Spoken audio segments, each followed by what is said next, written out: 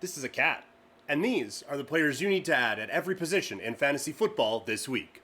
At quarterback, it's Geno Smith, 29% owned with Vegas. He has some options now down the field. I have to assume they're going to get Ashton Genty a little bit more involved as the season goes on, and he's got a pretty good matchup against the Bears this week. At wide receiver, Romeo Doubs, 32% owned with the Green Bay Packers. Bit of an off week last week for the Packers against Cleveland, but they have a plus matchup against the Dallas Cowboys. Doubs and I think everyone in this offense are going to eat.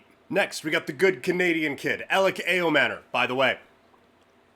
Get the shirts right now. Help out Kid Sport Calgary. 22% owned. The offense isn't what you would call good, but he's had 5+ targets in each of the first 3 weeks, and he really seems to have a connection with Cam Ward. Next, in the maybe chasing last week's results category, it's Trey Tucker, who is just 6% owned for Vegas. We talked about Geno Smith and the matchup that the Raiders have with the Bears. Tucker has turned into a relatively good deep threat for a Vegas team that just needs weapons right now. And in the very deep recesses of the waiver wire, it's Trey Horton, just 3% owned. Seattle was looking for someone to break out as a number 2 receiver, and it seems like this kid has. At running back, I know we all have watched the Kansas City Chiefs this whole season and gone, need some of that offense. But Kareem Hunt, I think, has a pretty good week this week. They are going up against a Baltimore Ravens defense that just got gashed on Monday night. Kareem Hunt, it could be the spark that this Chiefs offense needs. Lastly, we have Woody Marks, running back for the Houston Texans, just 9% owned going up against Houston.